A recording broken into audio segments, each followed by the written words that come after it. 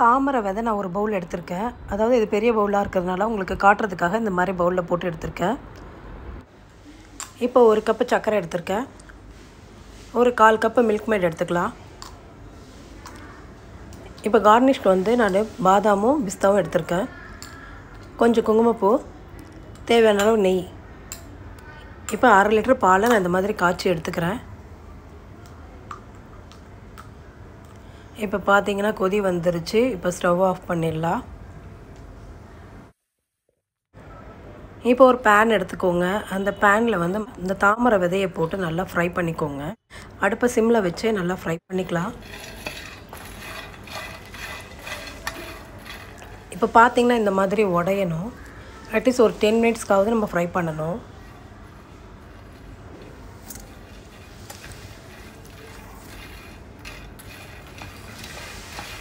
இப்போ ஒரு மிக்ஸி ஜாரில் போட்டு இதை நம்ம பொடி பண்ணி கொண்டு வந்துடலாம். இப்போ பார்த்தீங்கன்னா நல்லா பொடி பண்ணி கொண்டு வந்தாச்சு.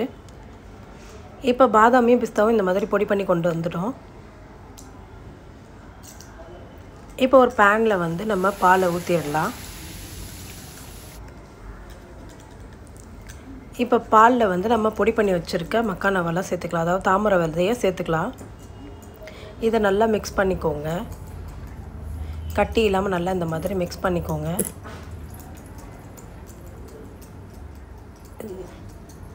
இந்த விதை நல்லா வெந்துருச்சான்னு பார்க்கணும். இந்த மாதிரி மிக்ஸ் பண்ணிக்கிட்டே இருங்க, இல்லைன்னா அடி பிடிச்சிடும். இப்போ நம்ம 1 கப்பு சர்க்கரை சேர்த்துக்கலாம். சர்க்கரையை நல்லா மிக்ஸ் பண்ணி விட்டுக்கோங்க. இப்போ மில்க் மேட் ஒரு 1/4 கப்பு ஊற்றிக்கலாம். அதையும் நல்லா மிக்ஸ் பண்ணிக்கோங்க. மில்க் மேட் ஊற்றின பிறகு நம்ம கரண்டி எடுக்கவே கூடாது. நல்லா கிளறிக்கிட்டே இருக்கணும் இந்த மாதிரி, இல்லைன்னா அடி பிடிச்சிடும். இப்போ ஒரு 2 ஸ்பூன் நான் நெய் ஊற்றிக்கிறேன். நெய் ஊற்றிட்டு இந்த மாதிரி கிளறி விட்டுக்கோங்க. இப்போ இந்த சைடில் இருக்கிறதெல்லாம் அப்படியே நல்லா இது மாதிரி எடுத்து போட்டுக்கோங்க. இப்போ நான் குங்குமப்பூ சேர்த்துக்கிறேன். குங்குமப்பூ சேர்க்கும் போது என்ன கலர் மாதிரி நல்லா ஃப்ளேவர் கிடைக்கும். அதுக்கப்புறமா நம்ம பிடிச்சி வச்சுருக்க பாதாமும் பிஸ்தாவும் நம்ம சேர்த்துக்கலாம். போட்டு கொஞ்சம் கொதி வர்ற வரைக்கும் நம்ம கிளறிக்கிட்டே இருப்போம். இப்போ பார்த்தீங்கன்னா கொதி வர ஆரம்பிச்சிடுச்சு. இப்போ இது நல்லா கிளறி விட்டுக்கலாம். இப்போ இந்த ஒரு 5 மினிட்ஸ் அப்படியே வச்சுருந்தோன்னா கலர் அப்படியே சேஞ்ச் ஆகிடும்.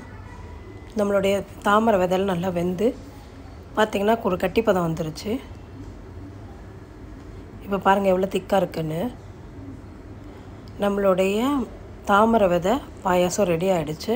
உங்கள் வீட்டில் இதை ட்ரை பண்ணி பாருங்கள். இதுக்கு மேலே வந்து நான் கார்னிஷ்காக கொஞ்சம் பாதாம் பிஸ்தாவும் சேர்த்துக்கிறேன்.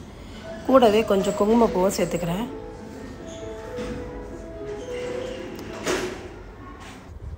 இப்போ பார்க்க எவ்வளோ கலர்ஃபுல்லாக இருக்குது பாருங்கள்.